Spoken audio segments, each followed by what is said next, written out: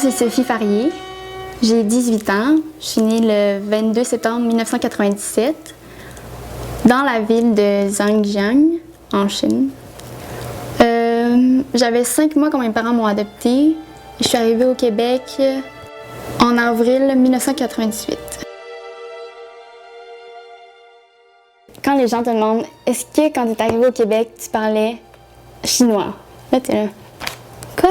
Là, je les regarde, je fais « Mais toi, est-ce que quand tu avais 5 mois, tu parlais français? » Et ils font « Ah, ben ouais, mais non, je parlais pas français. » Je me décrirais pas tant comme étant une chinoise. Je sais que j'ai de l'apparence asiatique, mais je pense pas avoir la culture ou les valeurs qu'ils ont en Chine.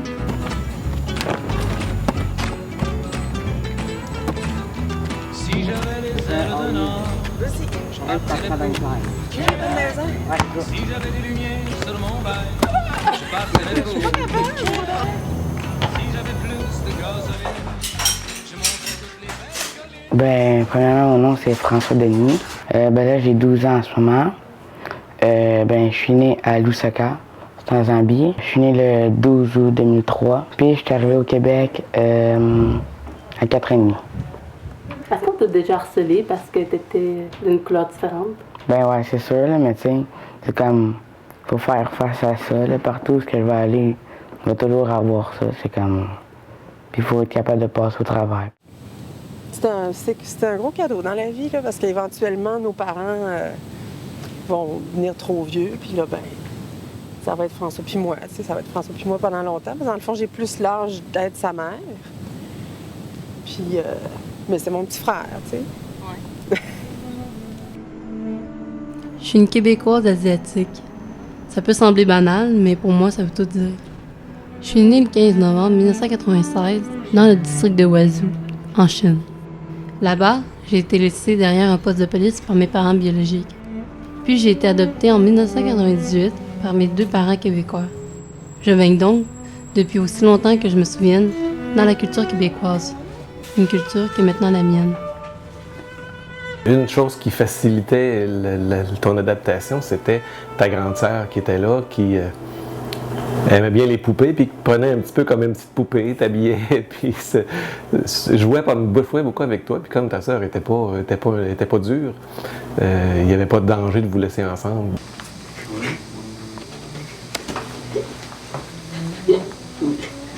Qu'est-ce que tu vois là?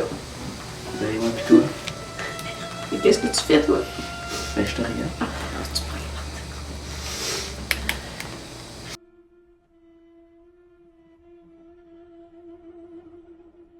La dernière image, en fait, c'est que quand j'avais jasé une fois avec la grand-mère de François, elle m'avait dit « J'ai fait un rêve cette nuit. » Puis j'ai rêvé. Tu peux le raconter, toi, Michel? Elle a rêvé que Teresa, sa mère, il lui donnait le mandat de mettre François en protection. Elle lui donnait un parapluie. Puis j'ai dit à Agnès, qu'est-ce que ça veut dire, ça, pour toi? Qu'est-ce que ça signifie? Bien, elle dit, le parapluie, là, elle dit, pour nous, c'est une protection contre le soleil, contre la pluie. Puis Teresa me demandait, c'est comme si elle me demandait de protéger le bébé. Cette photo-là a été prise ici. Par un pur hasard, François a pris un parapluie rouge et l'a ouvert. Donc, c'est une photo qui est symbolique. Puis j'ai pris la photo.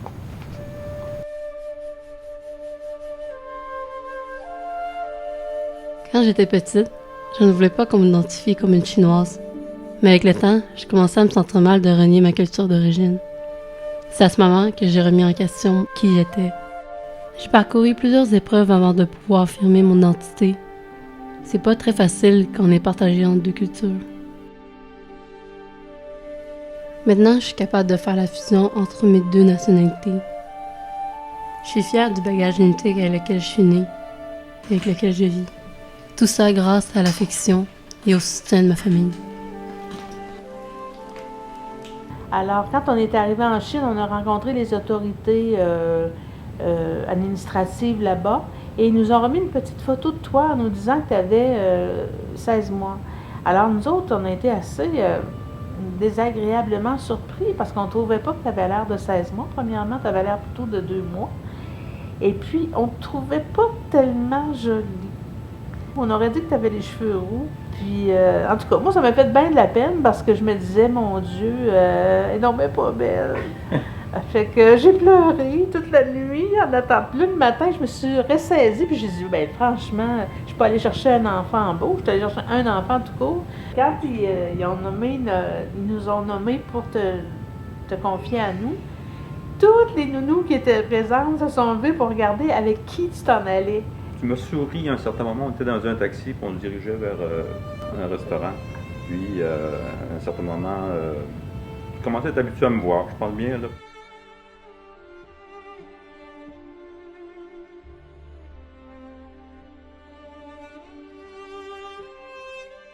Je suis contente de ne pas avoir été toute seule comme enfant unique. Le fait d'être avec d'autres, justement, adopté ou pas, ça te permet de mieux partager si t'as des traqueurs, là, que ça fait que tu te sens moins seule.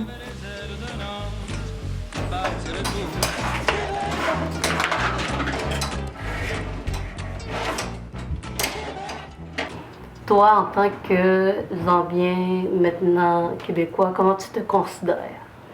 Ben, en ce moment, je ne sais pas vraiment. Il faudrait que je sois plus vieux pour le savoir à cause que je pense que j'ai comme pas la maturité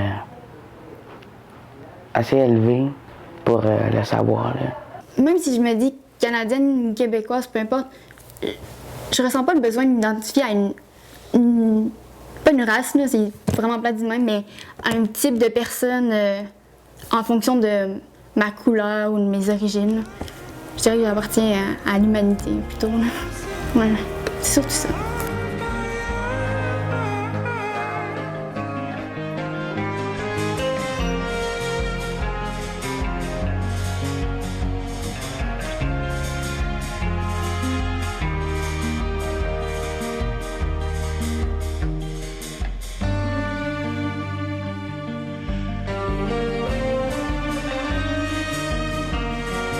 Jamais je ne serai assez reconnaissante pour tout ce qu'ont fait mes parents biologiques et adoptifs pour moi. L'adoption est un cadeau en soi. C'est la croisée des chemins d'un destin nouveau pour ceux qui l'entreprennent. Au final, c'est notre propre parcours qui fait de nous qui on est. On ne peut donc que l'accepter et être fier de l'endroit d'où on vient, si un jour on veut savoir où on va.